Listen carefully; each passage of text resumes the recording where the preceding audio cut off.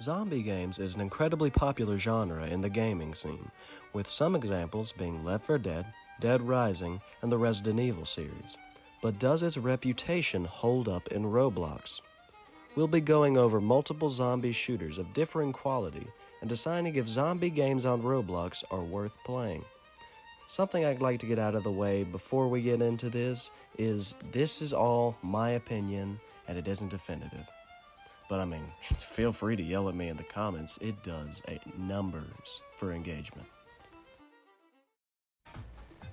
Starting off, we have Zombie Attack. Zombie Attack is a very bare-bones game when it comes to zombie shooters, with it really lacking quality or an overall gimmick to make it special. Something to keep in mind, however, is that this is one of the very early Roblox zombie games and hasn't been touched with a 10-foot pole by the developers in years. There are an insane amount of different zombie types with little to no difference between them all. In terms of difficulty, there really is none. You could sit in a high place for the whole wave and you'll probably survive. Despite it being a cookie-cutter zombie game, it has a certain charm to it and it's kind of fun to play. There are boss fights, but they also suffer from the lack of difficulty. Each boss has 2 or 3 abilities and a boatload of health, but none of them are very hard to take down. In terms of quality, it's surprisingly not bad. There's plenty of maps to choose from, and every map I've encountered is actually pretty well made. I don't have footage of it, but there is a map that is basically a cartoony recreation of Normandy Beach, where zombies come out of the water and infest the German base, and it's honestly my favorite one to play on. Despite the overall lack of difficulty and repetitive gameplay, it's very reminiscent of old Roblox and is very fun to play. 6 out of 10. Moving on to something a bit more realistic, we have Zombie Uprising. Zombie Uprising is a wave-based game similar to Zombie Attack, in which players create a loadout to fend off hordes of different zombie types, such as armored ones, tanks, boomers, and demons. It isn't quite as cartoony as Zombie Attack, and it is painstakingly obvious that it copied the COD Zombies games, from the barrier repairing to the power-ups. That being said, it is genuinely well made. Similar to the first game, there isn't anything special about it, but the gameplay loop is fun and it has great quality. Sometimes it can feel like the enemies are bullet sponges though, and even when I shot a tanky one like 7 times with a rocket launcher, he was still alive. I get he's supposed to be tough, but he shouldn't be that tough. Oh my goodness. Honestly, the rocket launcher, it does not pack as much as a punch as it should. Whatever, I'm getting on a side tangent. You can hold up to 4 weapons on your person. These weapons vary greatly from shotguns to rifles to explosive weapons, like the crappy rocket launcher. There is a large variety of different weapons to take down the zombies, and it's fun to experiment with them all. There's also a clothing mechanic in which you can choose different military outfits and accessories for your character, but none of them have any gameplay changes though, they're just for style. Although, I quite like the idea of specialized outfits for the players, as it helps them fit into the world and not look so out of place. In every game I'm wearing a golden suit, so I don't think that would look very, good in a gritty zombie game such as this. And I feel like, honestly, more games should use that kind of mechanic, because, it just makes everything look so much better. Of course you can choose not to wear the clothing, but if you do, you're lame. But yeah, fun gameplay loop, not much else to say about this game. I'm giving it a solid 7 out of 10. Sort of like an upgraded version of Zombie Attack, depending on your description of upgraded. Next up, we have Dead Rails, a particularly popular zombie game on Roblox.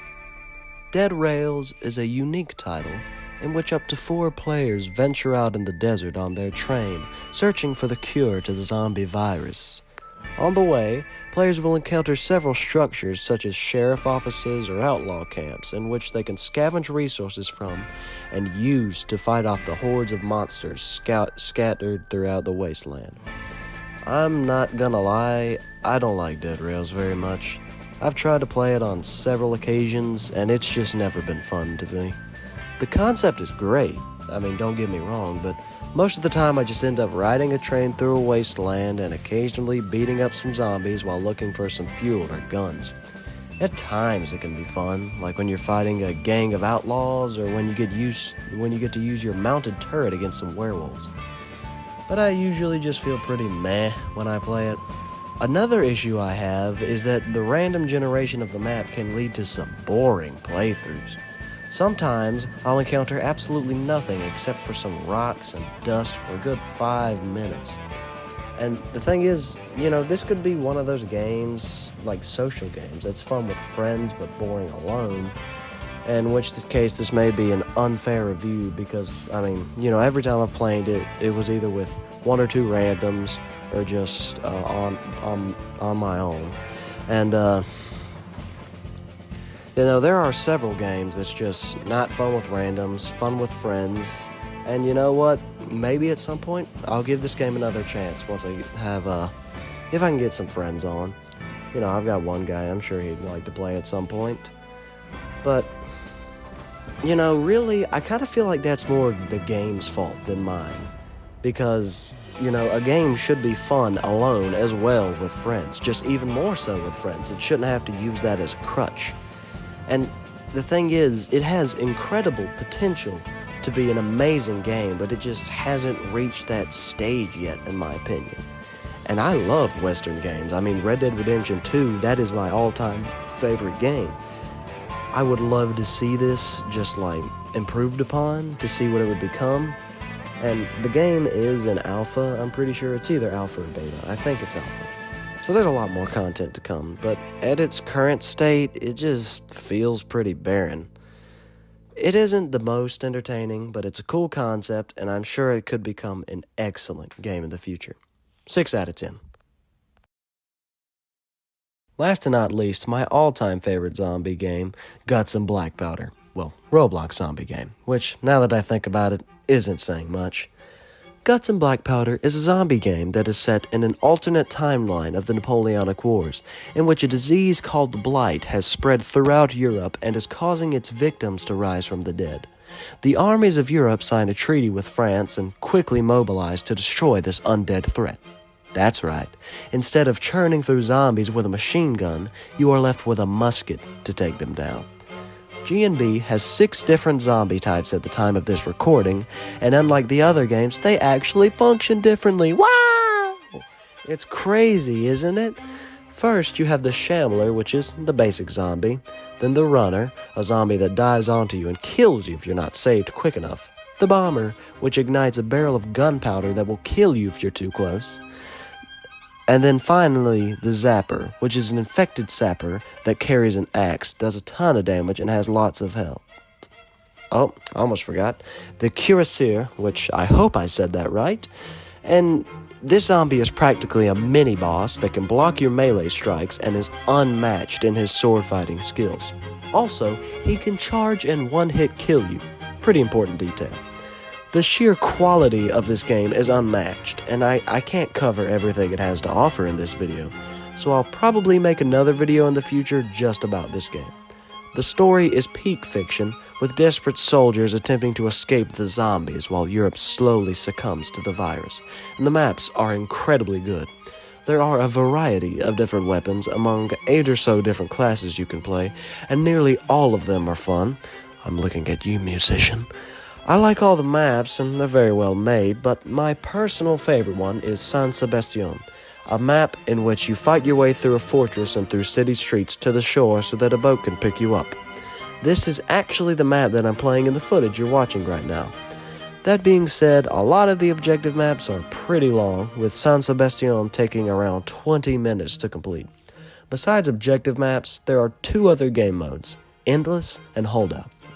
Endless is exactly what it sounds like, with a group of soldiers holed up in a fortress, fighting off the zombies as long as they can. Holdout is a mix of endless and objective, where players only have one objective they must complete while they continuously fight off waves of zombies. An example of an endless map is La Femme d'en Hot, which I think I said right, where players are holding out in a small farm with cannons scattered about the map. Currently, the only holdout map is Berezina, where players are delivered logs and must use them to build a bridge across the river, while occasionally retreating to shelters so that they don't freeze to death. This is a little while later. There's another holdout map.